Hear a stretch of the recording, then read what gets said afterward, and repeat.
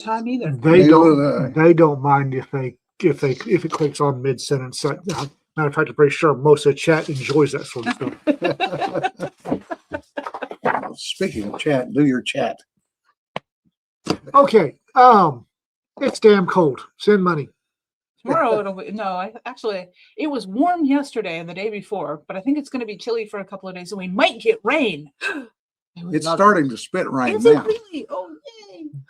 Oh yay! Yeah. I made it happen because I watered my garden earlier. I have been putting off washing my car, washing the road grime off my car so it wouldn't rain. It's not road grime, it's coffee. You like coffee. King Harv's Imperial Coffee at www.kingharv.com. Friend of ours, let him know you heard about it from us, so send us more coffee. It'll be a coffee week. Among the Leaves tees for all your sassy t-shirt needs. I said sassy. tinyurl.com/Among the Leaves tees. Again, a friend of ours. Let him know you heard about it from us. Hello all and welcome to the show. And I use that term loosely. Wash your car. That's Brennan. Well, I need to wash the road salt off of it, but I was holding off. No, I watered my garden this morning on purpose to make it rain because I have seeds in the ground and they need to be moist. If I'd known that, I'd just go ahead and wash the car. Next time I water the garden, I'll announce it on the group chat thing. Yeah. Well, it's Tuesday, second Monday of the week. Oh, God. More ways than one. Weather sucks. My back sucks. DW is recovering from back surgery, so Todd's recovering from cardiac surgery. Yeah. For DW, I would tell you this. Make damn sure you do the PT and don't let them short you on the friggin' PT like they did me. I don't have that problem.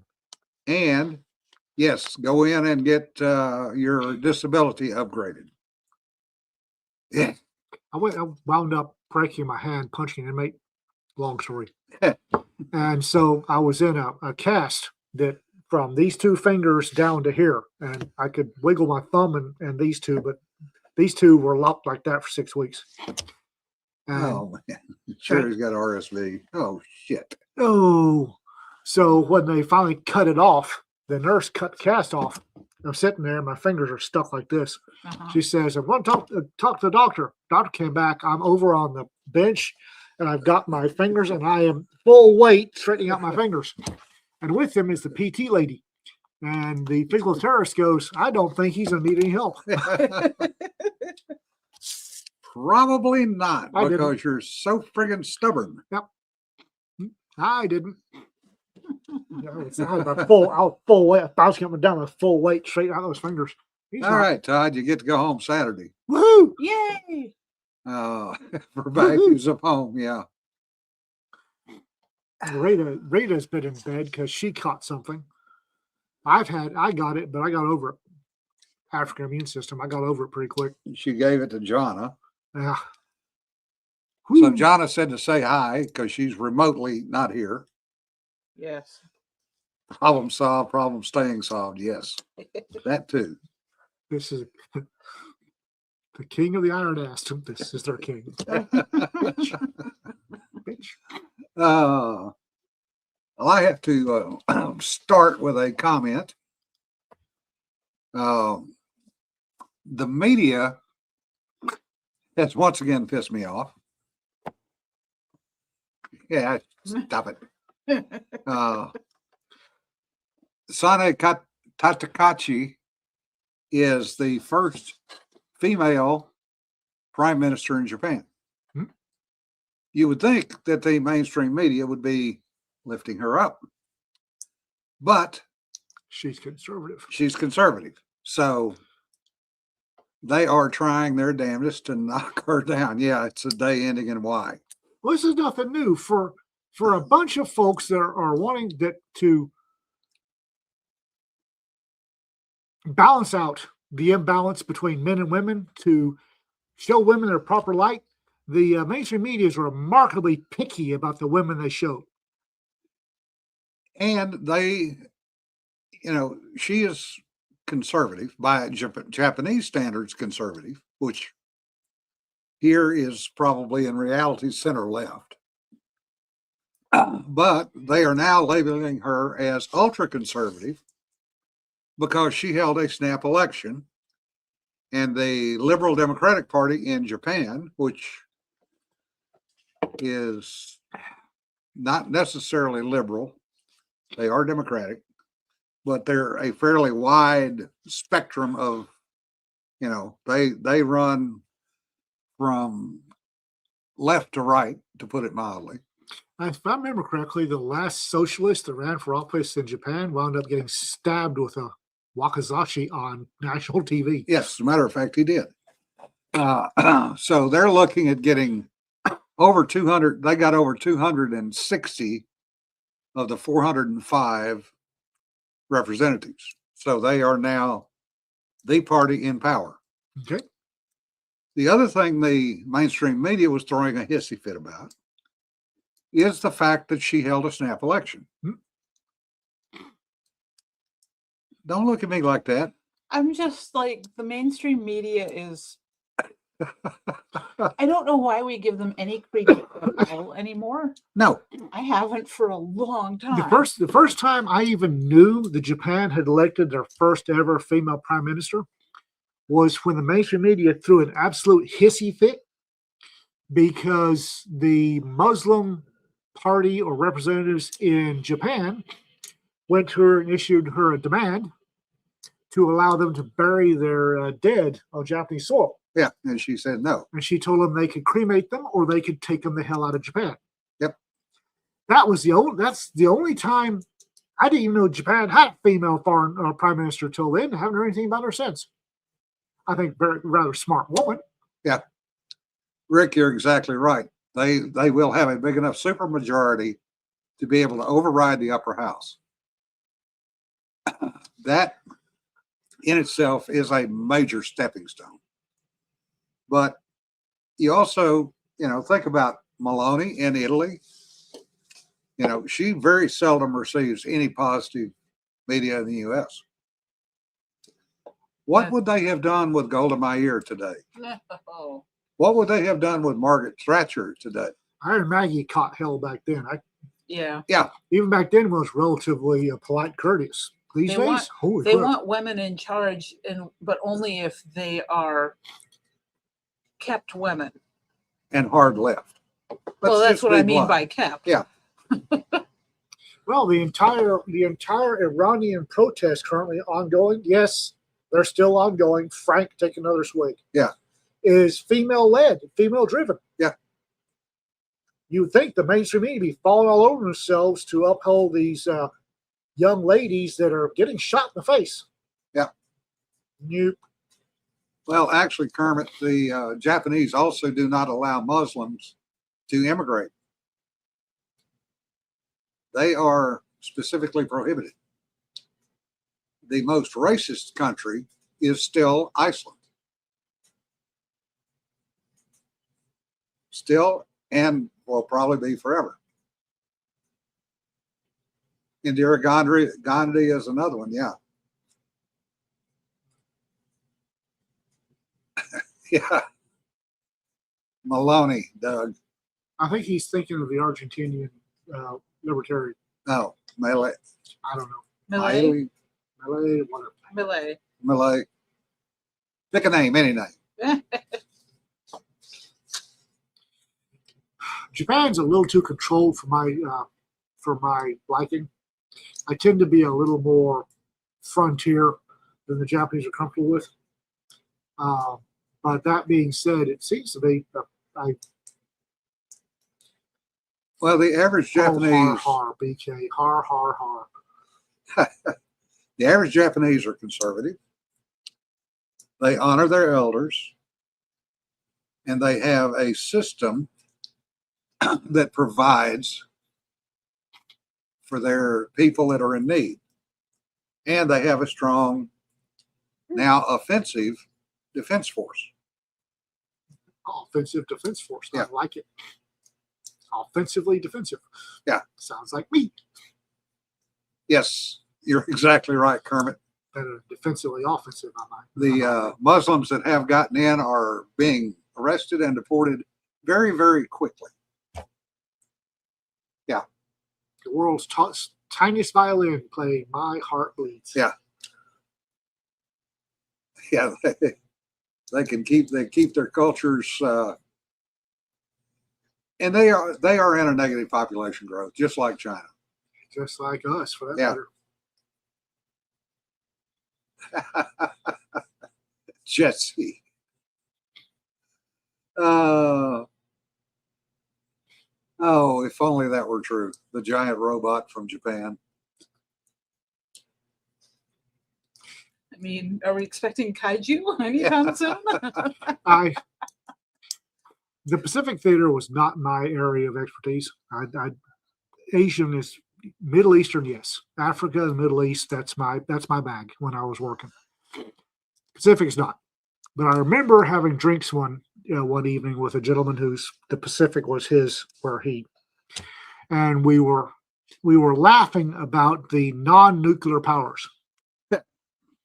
And he said the only thing that kept Japan from being a nuclear power was turning the last screw, that last quarter turn. Yeah, if I'm not going to go there. So all you got to do is turn that last screw, and there'll be a nuclear power. Yeah, just like the Israelis don't have any nukes. Mm-hmm. Yeah, my ass. Taxiing through Haifa and looking in the bins and going, huh, that's interesting. White shit hanging on those 4 airplanes. Yeah, okay, they don't have anything. Mm-hmm. Africa, the Middle East was my area. Israel's got nukes. Got it for the South Africans, and I can walk you through the process of when it happened. Yeah, they tested one, so it's kind of hard to deny. True, Rick. Yeah, that's another good point, Greg. South America has been electing conservative leaders. Argentina, Ecuador, Chile, and Bolivia. I think Costa Rica's next, if I'm not mistaken. Yeah, and that's been passed over by the media. Of course it has. Yeah. Doesn't fit the approved narrative.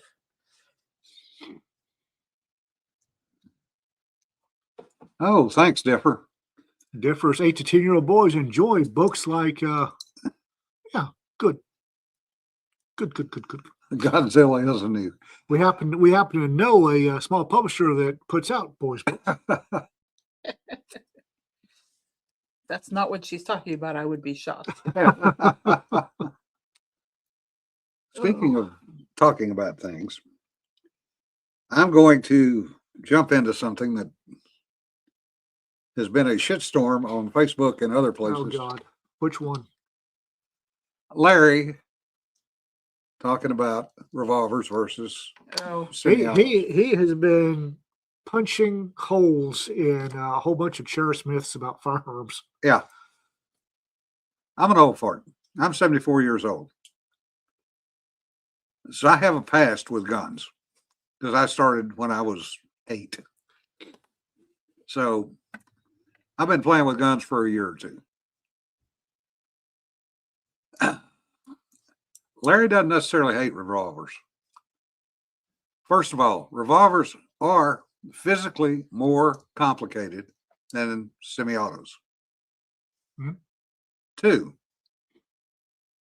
revolvers and semi-autos are both mechanical devices. Hmm. They are going to fucking break. They will fail sooner or later. If they haven't failed, you haven't been using them enough. That right there is one of the key points. I have seen $2,000 semi-autos lock up because of dirt. I have personally broken a recoil spring on a Glock. I have had to replace a firing pin on a Glock. I currently have a Colt Trooper Mark V in the shop because it jumped timing. I shoot a lot. I used to. It was not unusual for me to shoot 1,000 rounds a month in practice. So I have guns that have a lot of rounds through them. Every one of them, revolver and semi-auto, have had problems. The issue is, it's not a matter of when, it's a matter of if. The other thing is, I think you got that backwards. uh, I think you got that backwards. It's not a matter of if, it's a matter of when. You said it, you Oh, said it the other way around. okay, yeah. All right. I will also admit up front, I don't have thousands of hours of gun training. Most of my training has been sniper training at Quantico, because that was the guys and girls I was shooting with pretty much at least once a month, if not twice a month.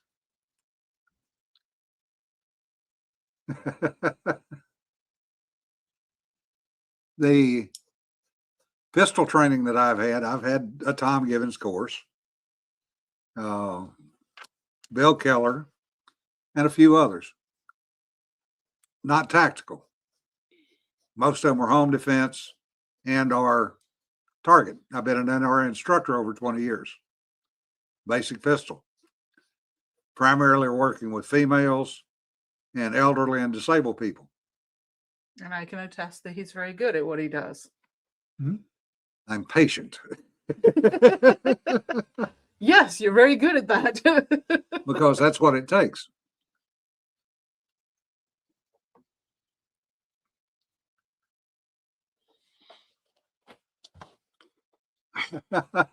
I have a lot of experience with both, and I have a lot of probably now outdated pistol training. I'll say this, and I started carrying when I started law enforcement. I started with revolvers. Yeah. I'll say this: a revolver is more tolerant of neglect. Yes. A semi-auto is more tolerant of abuse. If you're buying a pistol to shove into a sock and then throw into the top drawer in your chest of drawers and leave it there for 20 years, revolver is the one you need to get. If you're going to go to gun schools and run IDPA or whatever and actually train and practice with it, go with semi-auto.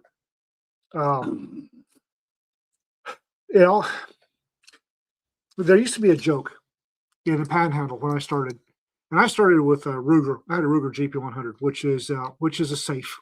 It is a good, solid revolver. Yep. You could always tell the guys on their second annual qualification course because they were the ones with a toothbrush in their pocket. Yes. Because what you would do is you would fire your first course, and then while the second group was online, you'd open your revolver, you push the star, the toothbrush, you brush under the star and under the cylinder face, and heading off problems, because most of the problems around a revolver, a lockup revolver, are problems with the extractor star. Yep.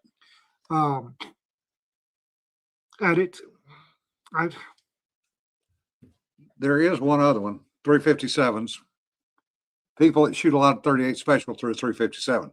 Mm-hmm. They tend to load up the cylinder. And if you don't clean that cylinder, you got to punch a cylinder if you start running 357 through it. You start running 357s in there, you're going to lock it up, and you can pound on that star all day long until you bend the extractor rod.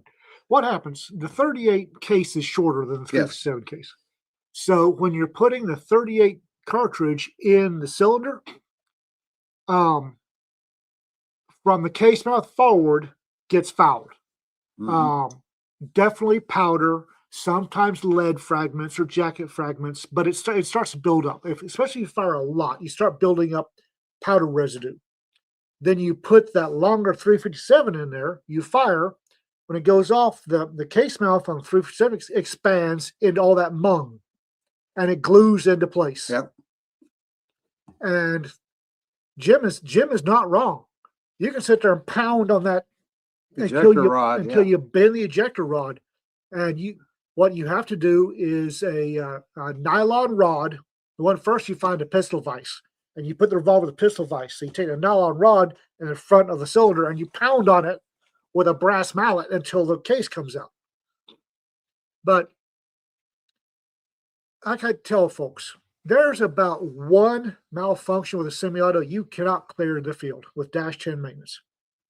Broken extractor, you're screwed. Yeah. There's about one extract or revolver malfunction you clear in the field. The rest of them you can't clear in the field. Yep. And it's not, don't get me wrong, revolvers are good. I like revolvers. I've got a 380 Taurus in a DeSantis sticky holster that's my mailbox gun. Their revolvers are good. When they go wrong all the way. That's true. The other thing, people rant about a lot, which to me personally is stupid, is, well, if you buy a cheap revolver. Define cheap. Define cheap. A gun you can afford is better than no gun. I don't know. You guys had hissies at me when I showed you my little Davis. Because it's not a gun, it's a paperweight. Well, it is now because both the magazines got lost when in the move. It's made out of freaking pot metal. It's heavy enough it doesn't kick for me. Yeah. We can get you one that doesn't kick. Yeah. I'm fine with the one I've got now. I just have to train with it more.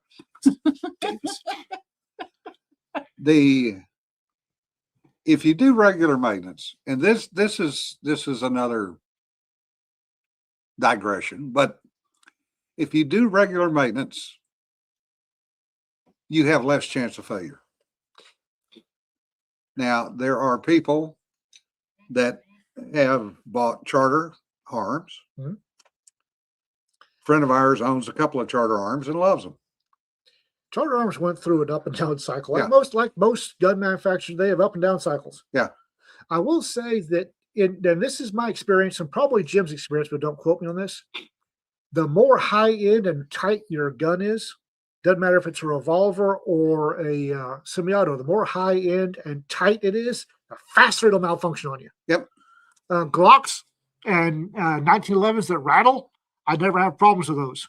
If you have a less bear, the first 2,000 rounds of a less bear, you're going to learn how to clear. You're going to learn top rack target pretty quick. Yeah. Oh, mailbox gun. Okay. I got the mailbox in my bathrobe. If there's a van parked down the street, I will take. There's this china cabinet by the front door, and it's got a Taurus 380 in a sticky holster, DeSantis sticky holster.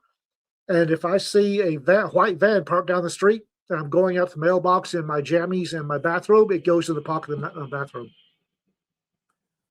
Mailbox gun. Yeah. But Taurus is another one. Smith and Wesson. I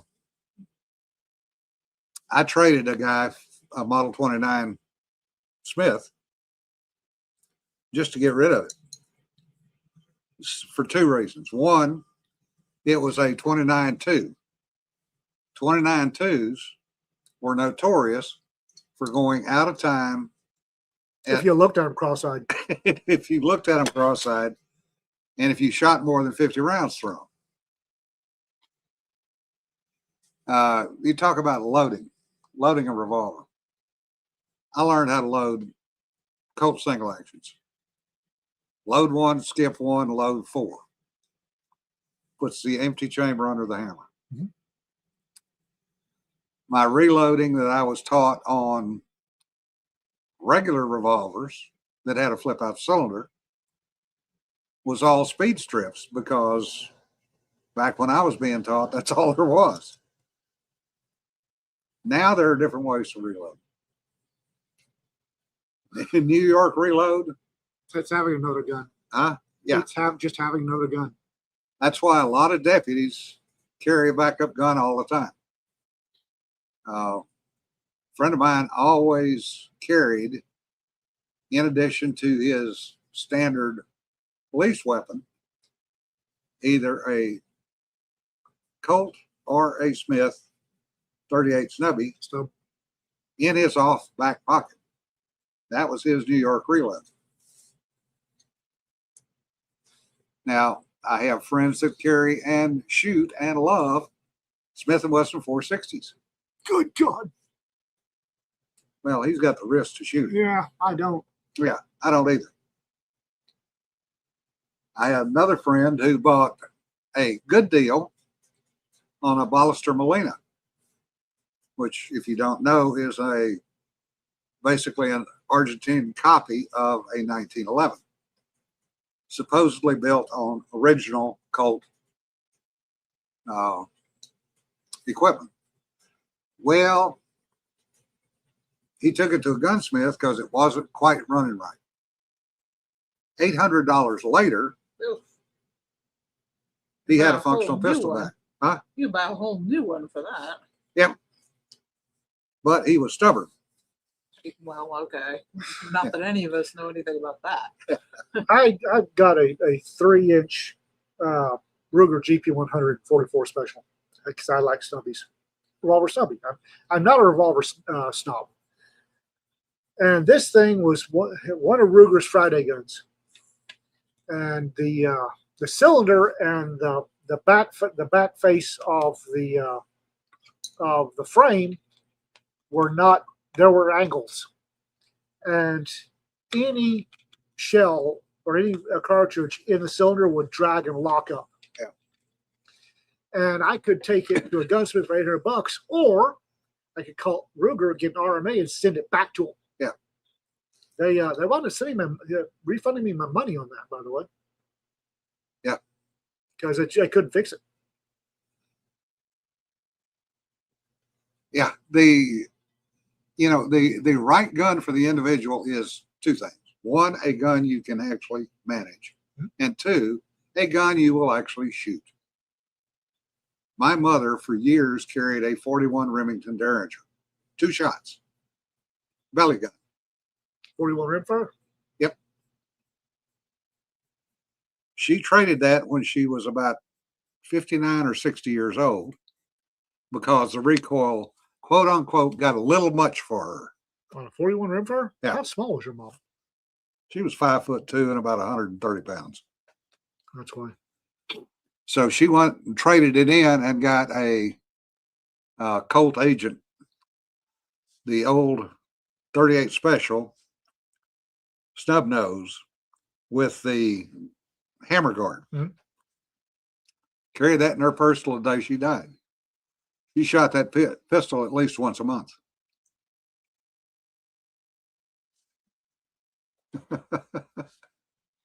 The 32 H&R Magnum is a splendiferous little round that I'm quite fond of, and it actually is making a comeback. Yeah.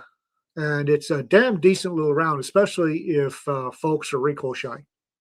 Yeah, I'm working with a guy right now that cannot handle any recoil past a 22.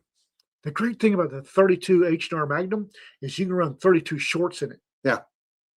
And 32 short is a pop. If you can find a damn thing. No kidding.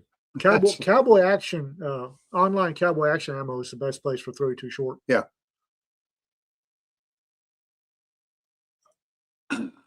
Ultralight, Jesse, that's a good point. Ultralight revolvers fall into the guns I'm not willing to shoot. Yes, they are uncomfortable to fire. They're easy to carry, but they're uncomfortable to fire, which means a lot of people will buy one, take it to the range, shoot it once, put it in the sock drawer. Now, the other problem with those is, and this applies mainly to Smith, specifically the Lady Smith and the Scandium framed ones. Oof. Those things bite on both ends. They bite on both ends. Also, if they get hot, they will lock. The difference in the metal temperature will physically lock that revolver, and it will no longer shoot, regardless of what you do. Different alloys expand differently, which Yes. is. Brennan is asking if I ever did the reproduction of my great granduncle's gun. There's a story there. Great granduncle was a gentleman who never got married. and he had been out east. Excuse me, pardon me, out west. Went out that way at some mysterious time and stayed gone for decades. And then when my grandfather's father on my mother's side, when he died, Unc came home to take care of his brother's widow and his nephew. And two things. Well, more than two. One, my grandfather used to remember going into Fort Worth to go to a department store where Frank James was a store detective, and Unc and Frank James would sit, drink coffee, and talk. Kind of scary.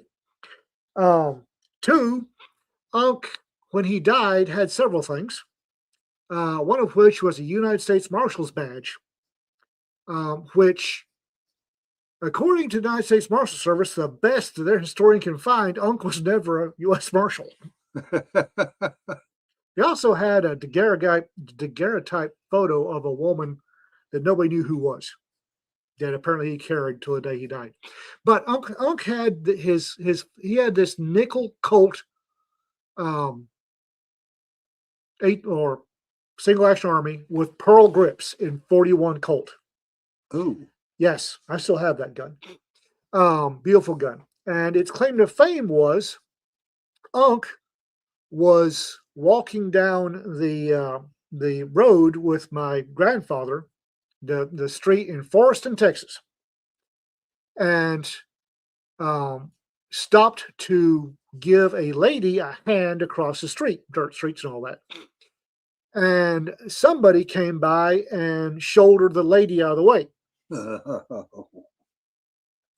So Unc called him everything except a child of God, to which the gentleman said that there were words exchanged. At which point, Unc walked the lady home, tipped his hat, went to his house, got his 41 Colt, went back to the street, holding it behind his back, and asked the gentleman if he'd like to say that again.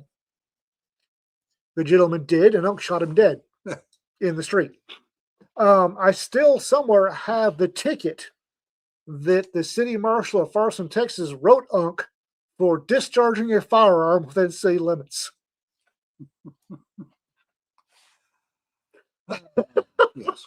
So I wanted to make a repro because it's too precious a gun for me to fight. It's glorious. It's too precious for me to shoot a lot. So I wanted to make a 41 special, Colt Single Action Army and 41 special. And Hamilton Bowen was doing those for what still is, I think. I just don't have $5,000 for him to do one for me. Yeah. Yeah. There are powerful pistols out there. Brennan was talking about the 500 Alaskan. There are places where you need that kind of pistol. Our friend Kat, he loves 10 millimeter. He loves a 10 millimeter. She hunts with a 10 millimeter. I wonder what happened to my dad's 44 Magnum. Was his bear gun? That's a good question. It's a good bear gun. And you might want to ask that question. I have been told that nobody knows what happened to his guns. Bullshit. Yeah, I know. You know that. But I'm not there and there was nothing I could do. Yeah. 500 Smith & Wesson. Okay. Still. 500 Smith & Wesson is a good rifle cartridge. Yeah. It's a really nice rifle cartridge. Pistols, not so much. Well, you're in Alaska. You never know what you're going to run across. Yeah, and stopping shot for a grizzly is bigger than you think it is. Yeah. Well, there was that one little old lady up in Alaska that killed one with a 22. There's a lot of things been killed with 22. Yeah. I'm not going to take the chance. No, I was going to say, I don't know. That was a miracle. I mean, I grew up in Africa, and I'm not going to Alaska. Well, remember the picture I showed you? My buddy, the Alaskan trooper, sent me Mhm. with that bear paw, friggin' bear paw that was a foot wide. And a bear's skull is very thick and very hard, and it is sloped in such a way that if you hit it in the face, it's liable to just travel up and over the skull. Well, he got a call I out. may have had specific training in how to shoot a bear. Well, no, he got a call out. He's retired Air Force Chief Master Sergeant. Mm-hmm. He got a call out to North Pole. Yep. My family homesteaded near there. I know where it is. Yeah. To a cabin, and he went out there and he was looking around, and he has a 45-70 lever gun. Good gun. That's his, as he said, his truck gun. And when he got out of the vehicle, he took the truck gun with him. There's snow on the ground, so he's crunching around. And he got about to the corner of the cabin and stopped and heard something crunch and heard a woof. And he started backing up. And about the time he did, according to him, a large black object came around the corner of the cabin. And he put 4 45-70 rounds into center mass as quick as he could. Probably sounded like a machine gun. Yeah. Well, I mean, there's two things there. One, if a bear is out when there's still snow on the ground, something is wrong. Yeah. Yeah, they move a whole lot faster than you can. Yeah. I'm used to predators moving a lot quicker than they should. I'm not moving to Alaska. Yeah. But he did kill it with that 45-70. He said, I don't know which one of the 4 rounds killed it, but he said, I shot that son of a bitch 4 times in the center of mass. Yeah. Shoot it till it changes shape or catches fire. Yeah. Saw an article a while back about The Pat Rogers quote. a guy, his wife, and his, I think their son was either 1 or 2, but basically babies in a backpack. And they were out hiking mountains of California somewhere. I forget where they were, up in the mountains. But baby got cranky, so mama goes ahead with baby in backpack to get to the parking lot. Yeah. And young man who's something of a wildlife photographer sees mama grizzly and cubs at what he thinks is a safe distance. Was he using a telephoto lens? Yes, he was. The last images they pulled off his camera of her starting the charge. Yeah. They can move fast. Yeah, no, when he didn't show up, wife did the smart thing and went and got a ranger and didn't try to retrace her tracks. Although it looks like the bear put him down hard and then left. Yeah. But there is no safe distance. If you can see them, they can see you. And if they have babies, they will object to being able to see you. Oh, yes. Well, anyway, getting back to the whole revolver versus semi-auto thing. Both of them work. Both of them are mechanical. Both of them can break. The question is, which one do you, or any, which one do you like? Which one do you like? Which one will you actually practice with? And maintain. And which one will you carry? Yeah. James, watch that Can I Pet the Dog video. Yeah. That's I'll freely admit I carry a Glock most of the time. If I'm in my bathrobe, I'll drop that little 380 in the pocket of my bathrobe. I've got several. Rita loves my. I had several stub nose revolvers. Rita's got most of them because she likes a revolver. Also, I maintain the damn things because I know exactly how to maintain a revolver, and if Rita's going to be relying on it, I will maintain it properly. I don't think I've cleaned my Glock in 2 years, and I know it'll run. I religiously maintain Rita's revolvers. I clean my guns. I'm a little bit odd about that, but that goes back to shooting bullseye in the 70s, where you cleaned your weapons after every practice round, and you cleaned them usually 2 or 3 times at a match. Yep. Never won a match.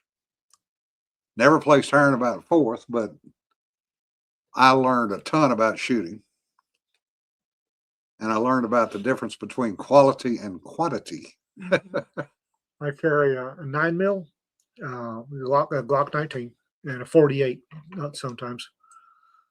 I've got 357 and that 44. No, I don't have the 44 anymore. I sent it back to Ruger. My bad. Yeah. I have 357s, and quite honestly, most of them have 38 wad cutters in them because Rita Cat, out of a 3-inch Smith Wesson Model 10 or Model 66, 357 is a handful. It really is. Yeah. So it's 38 wad cutters in most of them. Stephen, the primer compounds today don't corrode the steel as much as the Burdan primers did. You're still going to get corrosion. Okay. The primer compound is still hygroscopic. Yep.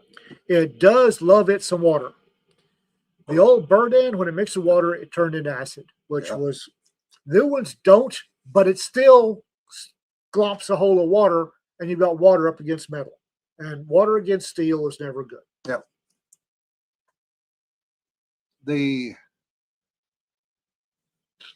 I guess the bottom line of what I'm saying is clean your damn weapon Yeah, clean and Yeah. maintain your weapons. and practice with them. Yes. I carry a Glock, so I don't have to. And you're strange that way. Just that way? Good Lord. Well, that was the other thing about shooting long range and sniper stuff is again a mania for cleanliness. We used to shoot F600 matches out of Quantico, and I have literally seen guys and girls, as soon as they finish a sequence, immediately run over and start cleaning their rifles before they went to the pits to pull for the next round. I will say, when I say I don't clean my Glock, I've got a silicone reel cloth and a bore snake. Yeah. And when I get done shooting, I pull the bore snake through the bore, and then I wipe the whole thing down with the rod reel cloth. And that, so I guess I do clean it, but I'll sit down, field strip it, and do the whole toothbrush and oil thing every 6 months or so. Yeah. Whether it needs it or not. Well, magazines is a whole other issue that I'm not even going to get into. Mags, No, that's just get good quality mags. USA mags and Pro mags are not good quality. pay the fucking money. The only thing that Pro mags are good for is Pro mags used to make a Desert Eagle 357 mag, and you could buy them and pull this magazine spring, clip the bottom 2 loops off of it, load it full of 357s, and then use it as a speed loader for your Ruger Vaquero 357 single action. Makes a dent. You can spin the cylinder and thumb rounds out of it really quick, but that's the only damn thing they're good for. I remember slamming a Pro mag into my Smith Wesson 5903 one time. Stuck, didn't it? No, when I hit, there was a fountain of brass out of the ejection port. Oh, It let go, just shot everything out the ejection port. that ain't good. Wow. Yeah, that's another good point, Brennan. Ammunition that you can actually find. That's kind of important. Yeah, well, it's like I wound up with a 444 rifle. Yeah. Because my husband indicated interest in it, and he's unfortunately past the point where he can do anything with the rifle. And then I found out that it's $3 a cartridge. And that's cheap. And that's the last time I priced it because I went, Do you have any ammo for it? never fired it. I think I've got a box of 444. I am going to get a box and shoot it and see if I even like it, because if I do not, then it's going I've away. never had a 444. I think I've got a box of ammo for it. Another one of those boxes of spare ammo. Because that's how it happens. I wound up with ammo, and I don't even have that many guns. Yeah. For ammo for guns I don't have. Somebody asked John Meister, brand mag's the best. Metgar. Anything OEM from manufacturer is the best thing to run through it, and Metgar is OEM for a lot of manufacturers. For 45s, Chip McCormick, shooting star mags. Ed Brown. Wilson's, if you want to shell out the shekels. Yeah, Wilson. Yeah, Metgar is OEM for a bunch of folks. Yep.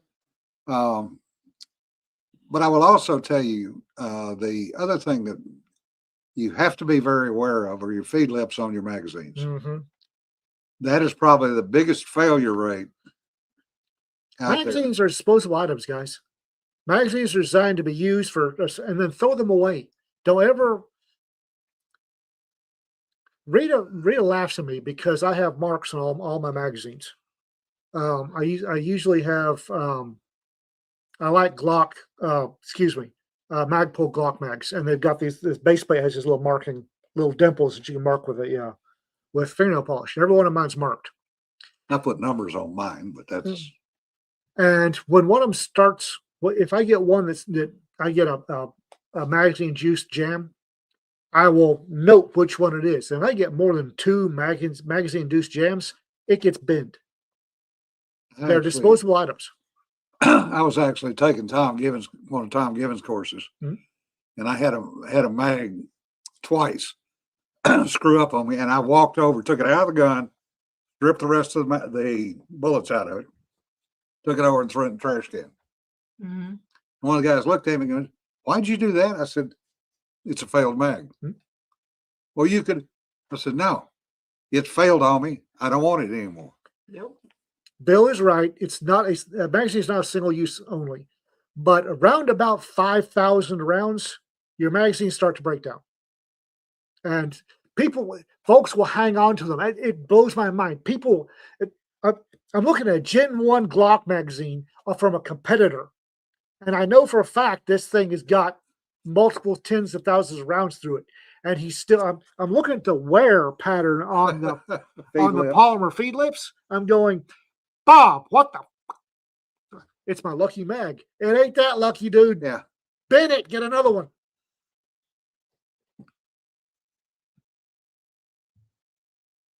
Disposable. It depends on what you're doing. People that shoot a lot go through magazines. Mm-hmm. Just one example that I know of personally, the Marine Corps. They sent, when a certain group went down range, they sent five foot lockers filled with magazines. Mm-hmm. They were Magpul magazines, 5 foot lockers as spares. Mm-hmm. When they came back from downrange, they had less than a foot locker full.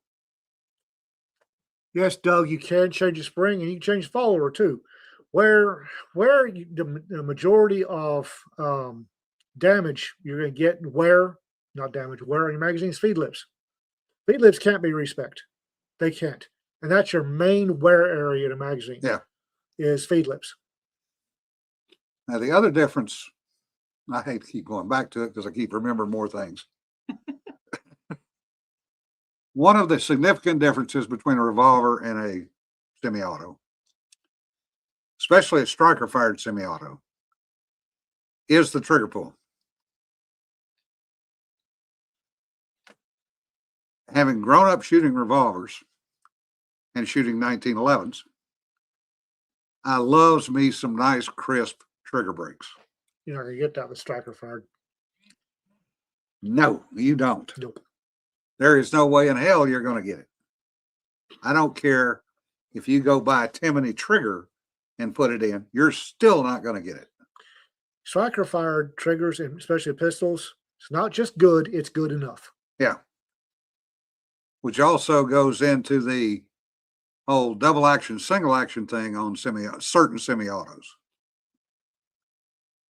Which just, I'm old school. You call me a FUD if you want to. I don't care. Hell, I've been called worse. Yesterday. As a matter of fact, yes. I know better than getting those damn arguments. But I grew up taught how to sweep the safety off on a 1911. Mhm. And that has become, according to Rob Hampson, it's not muscle memory.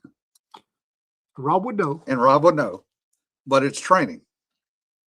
So even when I draw my Glock, I sweep the safety off that's not there. Because I have It's ingrained that into a habit. I got a really good price on an FN Tactical 45 a few years ago, the tactical toaster, which has a decocker, Mhm. which drives me batshit. Because if you decock it, it then becomes a double action, single action. First round double action, the rest of them single action. If you're decocking it, it's double action every time. One of the few guns I've ever sold, gave it to Jen Hast for a very cheap price. And one of the funniest stories about Jen is petite. She's slim, she's petite. I She maybe does have a 5'4", shape though. maybe 5'4". Yeah. And her husband used to make holsters. He doesn't anymore, damn his eyes. Yeah. Anyway, he was at NRA with us. And she went by the FN booth. And they were like, yeah, oh, yes, miss. And she said, well, I love your pistols. And she said, oh, they say, which one do you like? She said, I like the FN Tactical 45. Oh, that's nice. Matter of fact, I'm carrying it now. Miss, come right over here. Because you couldn't tell she was carrying it. Yeah. Now, Mike made really outstanding holsters. You couldn't tell that she was carrying that cereal box. She still carries it, I think. Yep. The reason she calls it a tactical toaster, it actually weighed less than her toaster did. It's a big chunk of, it's a 12-round 45. Yeah. Jen she's a sweetheart. She was one, she and Mike came down, and Curtis and I and Rhea were taking them on the pawn shop, the pawn shop crawl. Oh God. And so we're going around the pawn shops, taking a look, and she was doing something and walked over to look at some stereos, and the two guys behind the counter were admiring the view. And then one of them spotted the bottom of the holster. And he's looking he's waving at his buddy, and his buddy's still admiring the view. And she's, like I said, she's fit. She has really good body awareness and spatial awareness. So the other one figures out he's doing and the second one's what? And she's looking at the stereos, the car stereos, and he's going, and you can see, Jim and I were watching, you can see on guide number 2 when the realization she's a cop crosses his eyes. Yeah. Massive flop sweat. We got outside, and Jim and I were laughing our asses off. What's so funny? They thought you were a cop. We're back in. Ian was the cop. They did not recognize him. I'm good at not being a cop. I'm sorry we kind of got one track today, folks. Oh, yeah. It's just, the arguments are stupid because regardless of what fact you put out there, there's always somebody that, well, I've got a different, whatever, dude. Doug is looking for a good place in April to vacation within 2 hours of San Antonio. Huh.